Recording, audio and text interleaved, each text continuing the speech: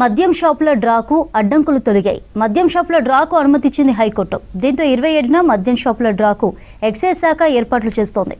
సోమవారం ఉదయం 11 గంటలకు కలెక్టర్ల చేతుల మీదుగా మద్యం షాపుల డ్రా ప్రక్రియ కొనసాగనుంది. హైకోర్టు నుంచి మద్యం షాపులకు అనుమతి రావడంతో డ్రా ఏర్పాట్లను చేసుకోవాల్సిందిగా అధికారులకు ఆదేశాలు ఇచ్చారు excise and prohibition commissioner Harikiran. మద్యం టెండర్ల దాఖలకు తేదీల పొడిగింపుపై దాఖలైన పిటిషన్లపై హైకోర్టులో విచారణ జరిగింది. వైన్ షాపుల కేటాయింపు కోసం గడువు ముగిసిన తర్వాత కూడా దరఖాస్తులు తీసుకున్నారని పేర్కొంటూ 5గురు మద్యం వ్యాపారులు హైకోర్టును ఆశ్రయించారు. ఈ నెల 18 వరకు ఉన్న మద్యం టెండర్ల గడువును 23 వరకు పెంచారని పిటిషనర్ తరపు న్యాయవాదులు హైకోర్టుకు తెలిపారు.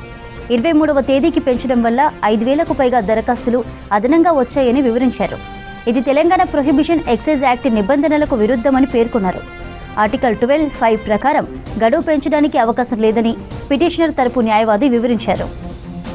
ఈ నెల 23న జరగాల్సిన లక్కీ డ్రాను కూడా 27వ తేదీకి పొడిగించారని కోర్టుకు తెలిపారు పిటిషన్ తరపు న్యాయవాది. దీనిపై అడిషనల్ అడ్వకేట్ జనరల్ వాదనలు వినిపిస్తూ గడువు పెంచడం అనేది తెలంగాణ ప్రభుత్వ విధానపరమైన నిర్ణయమని తెలిపారు. గడువు పెంచే అధికారం ప్రభుత్వానికి ఉంటుందని వివరించారు. ఇరుపక్షాల వాదనలు విన్న హైకోర్టు తీర్పును రిజర్వ్ చేసింది.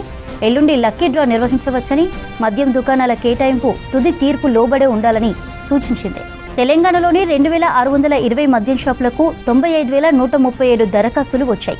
ఎల్లుండి ఉదయం 11 గంటలకు కలెక్టర్ల చేతుల మీదుగా టెండర్ దాఖలు చేసిన వారి సమక్షంలో లాటరీ పద్ధతిలో మద్యం షాపుల లైసెన్స్ల ఎంపిక జరగనుంది.